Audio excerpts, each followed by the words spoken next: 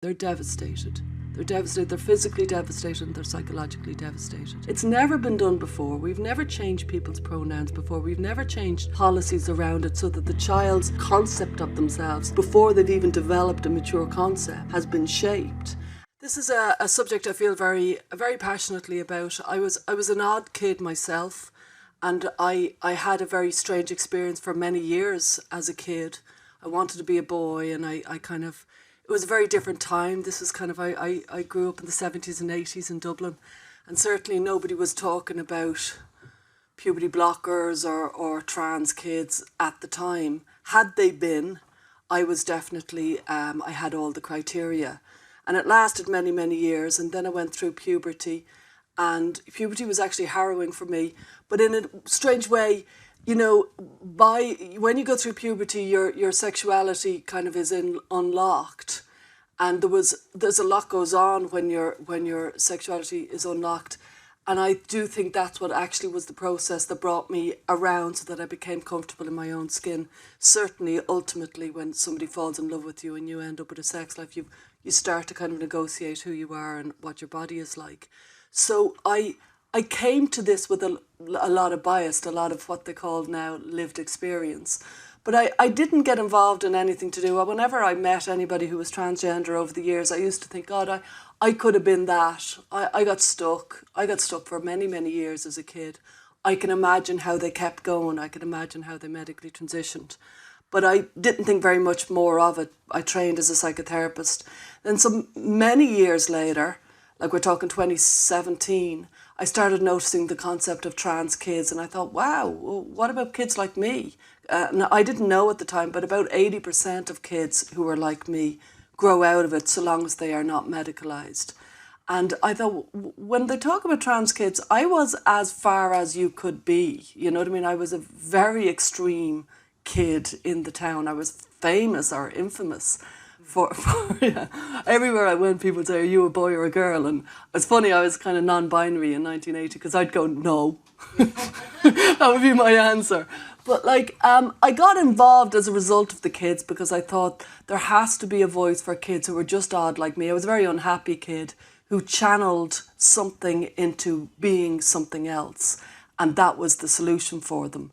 And I think a lot of people these days presume that being some sort of trans kid is very like being almost pre-gay kid, as in a kid who's going to one day going to be gay, that they're going to have a similar trajectory. And yet it's a very different concept, because being gay, you don't need any interventions, while transgender generally needs a lot of medicalisation.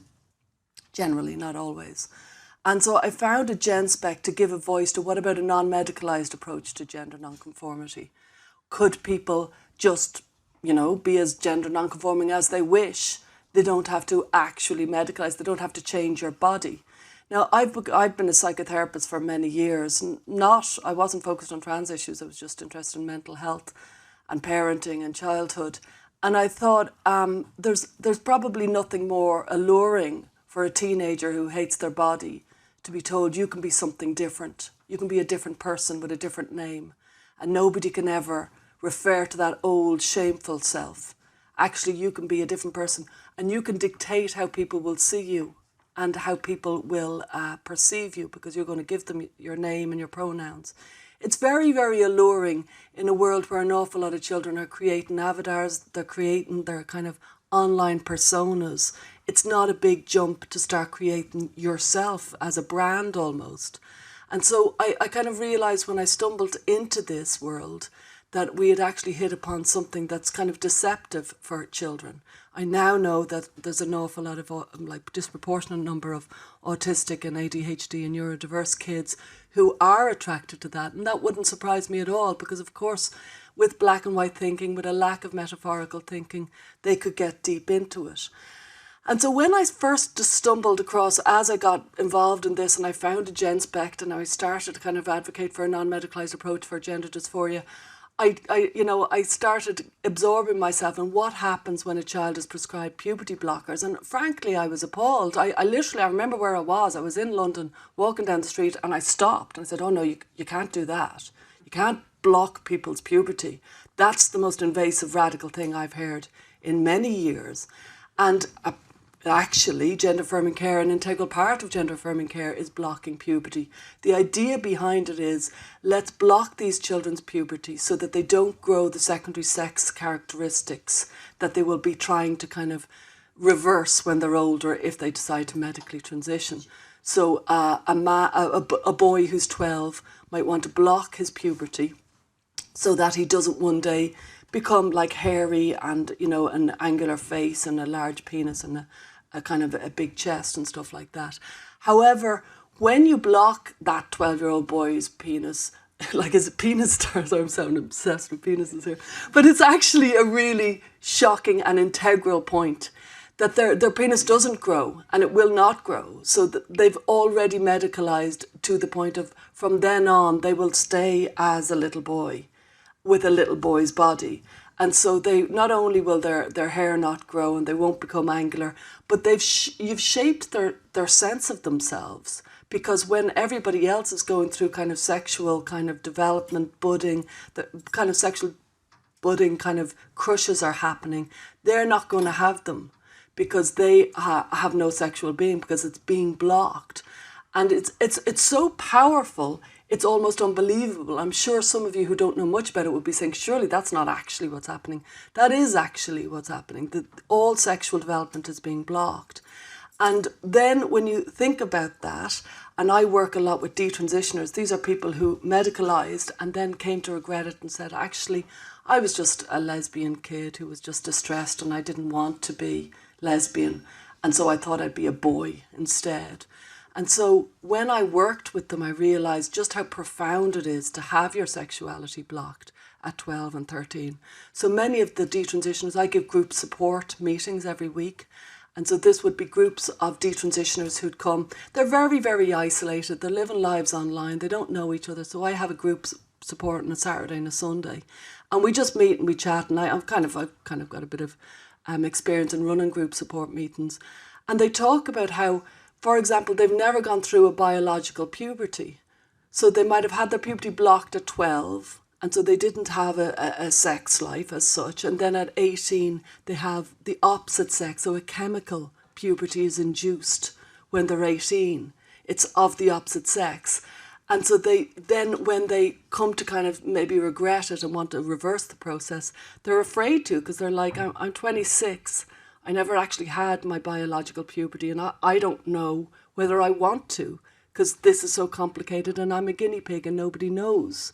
Now, some of these will have had genital surgery. And so if you've had genital surgery, I can see why you don't want to unlock it. And, you know, one guy said to me very forcefully, he said, I don't want to unlock it because I don't know what will happen because I don't have a penis. So I don't want to do that. So I know there's an element of body horror and people want me to stop talking. I can see it in the faces. However, you must listen because this is ongoing because it has been kind of sanitized to a very bland top surgery, bottom surgery, trans kids. And it's as if this is a kind of easygoing kind of cultural vibe that's happening rather than an extremely heavy medical program that kids who are really quite vulnerable and quite gullible, frankly, are buying into. They think they can become a boy. They think they can become a girl. Of course they do. They're kids. And it's our job, I would argue, as adults, to be the adults in the room saying, yeah, you think you can do lots of things. You know, you think you can be a ballerina. You think you can be a footballer.